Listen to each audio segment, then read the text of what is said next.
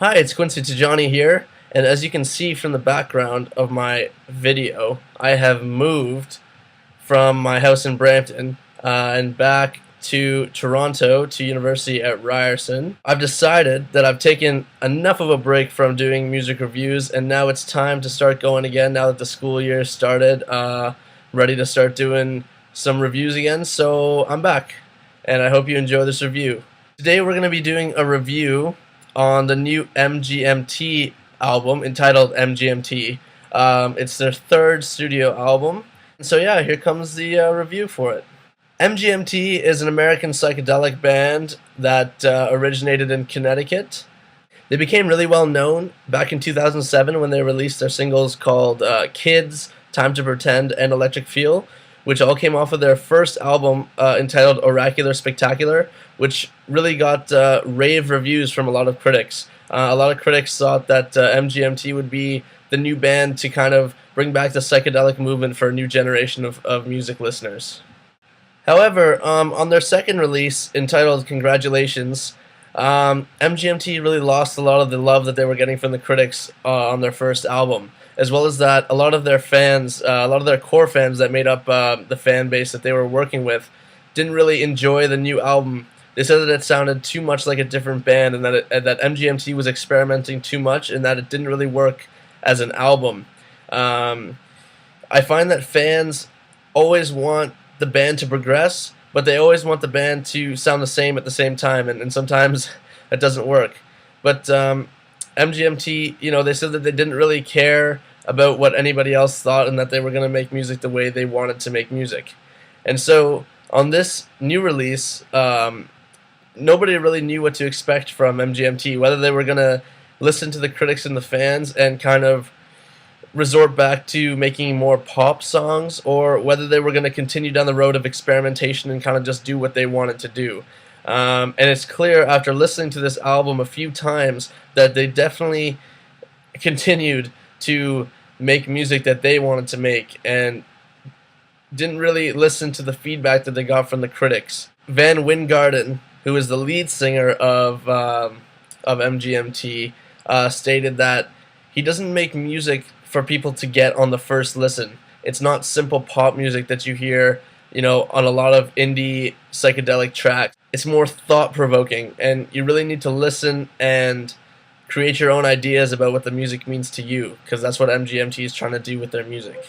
I'd say for myself that the first half of the album is a little bit stronger than the second half of the album. The first half kind of has, even though the tracks are still strange, like, don't get me wrong, the tracks like Alien Days and Cool Song Number 2 are definitely strange songs, but I found that I connected more with them.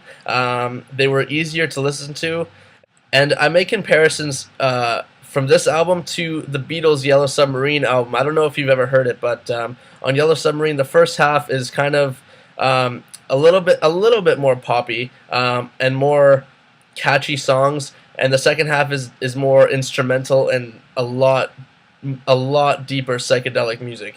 For me, after listening to this album a few times, I can say that I definitely like the first half of the album better.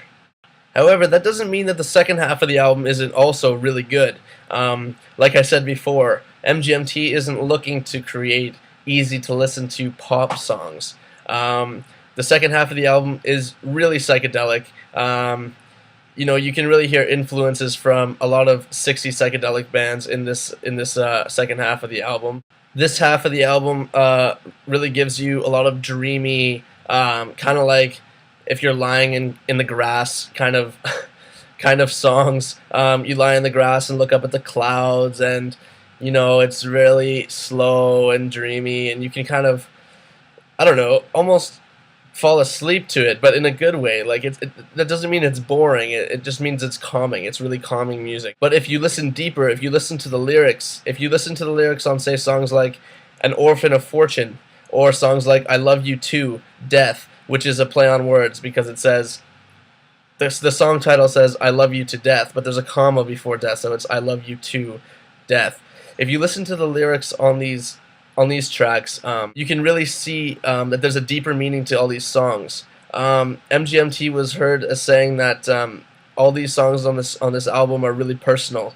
And so you might not get what they're trying to say, but that allows you to make up your own story and really, think for yourself and realize what these songs mean to you. The music is really strange on this a certain track. It's called "Your Life Is a Lie." Now on this track, the music is really upbeat and it sounds like a happy song. But if you listen to the lyrics, he's constantly saying "Your life is a lie" and other things like that. Listen carefully; it's actually a really dark song, and that's one of the things I love about this album.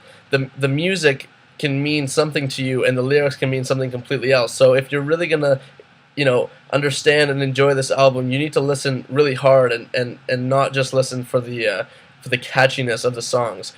It's a little hard to do. I'm not saying this album isn't a difficult listen sometimes, but in order to appreciate it, you really need to listen hard. Overall, I think that this is a really solid album. I think that MGMT accomplishes what they're trying to accomplish on this album. It's a record that makes you think. It's a record that doesn't go down easy. You have to really be in there for the long haul, really listen, really understand what they're trying to say on these tracks. And I think that's a great thing. MGMT really rebounded well from their disappointment on the last LP that they released. Congratulations. And I'm really excited to see where they go from here. Anyways, that's it for me today. I hope that you enjoyed this review. If I had to rate this album, I'd probably give it an 8 out of 10. It was a really solid album. I really enjoyed it, and I hope that you enjoyed it as well. You can be expecting another review in the next few days. There's a lot of exciting new albums coming out to end off 2013. I'm really looking forward to the new Arcade Fire album, which is coming out in October. And yeah, I'm really excited to do some more reviews. If you like this video, please rate and comment and let me know how I did. And there's links to a couple of the tracks in the description box below, and also there's a link to my Facebook page if you feel like checking that out. Anyway, this is Quincy signing off, and I hope you enjoy the rest of your day. Thanks for watching.